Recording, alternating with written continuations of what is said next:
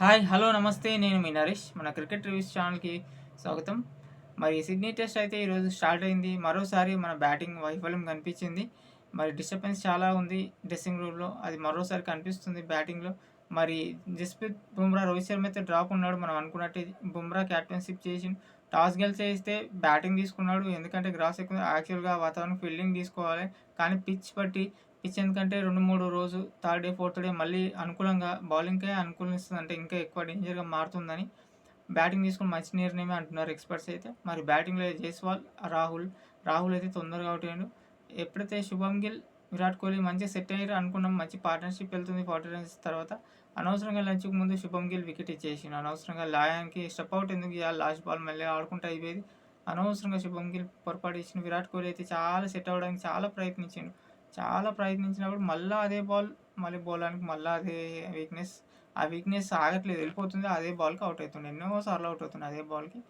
Rishabh Pant and Jadeja మంచిగా 48 partnership మంచిగా దెబ్బలు తాకించుకొని ఎంతో కష్టపడ్డారు. పంట్ అయితే తన న్యాచురల్ గేమ్ తను ఆడితేనే బాగుంటుంది నేను అంట. తను అనవసరంగా ఒత్తిడికి పెట్టి నువ్వు అట్లా ఆడొద్దు, ఇట్లా ఆడు, తప్పు చేస్తున్నావు అని తన పైన ప్రెషర్ ఎక్కువ పెట్టింది గంభీర్ కానీ, సీనియర్స్ కానీ. తన బ్యాటింగ్ తన ఆడితేనే బాగుంటుందని నేను అంటాను. అసలు అప్పటికి చాలా దెబ్బలు తాకించుకొని తన గేమ్ మళ్ళీ ఒక పొరపాటు షాట్‌కెళ్ళింది, ఔట్ అయిపోయిండు.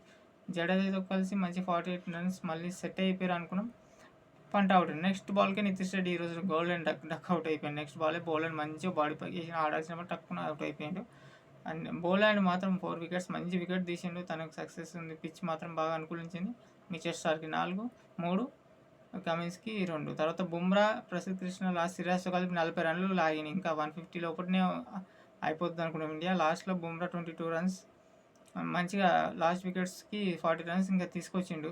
కెప్టెన్ ఇన్నింగ్స్ ఆడుతున్నాడు అనుకున్నాం. ఇంకా వాషింగ్టన్ సుందర్ కొద్దిసేపు ఆడిండు. నితీష్ రెడ్డి మైనస్ ఈరోజు. అంతా మనం డిసప్పాయింట్ చేసిండు. కొంచెం ఎక్స్‌పెక్ట్ పెట్టుకున్నాం. కానీ ఫస్ట్ డే మాత్రం 180కి India all out. Next day bowling కూడా మనం కూడా అదే విధంగా బౌలింగ్ పడుతుంది. వాళ్ళకు కూడా దెబ్బలు తొందరనే అవుట్ అవుతారు. బౌలింగ్ అనుకూలంగా ఉంది. మన బౌలర్స్‌దే ఉంటుంది. ఇక బుమ్రా తన పని అయితే తను చేస్తాడు. మరి సిరాజ్, ప్రసిద్ధ్ కృష్ణ సపోర్ట్ చేస్తే ఇంకా బాగుంటుంది. మరి సెకండ్ డే రివ్యూతో మళ్ళీ కలుద్దాం. అప్పటి వరకు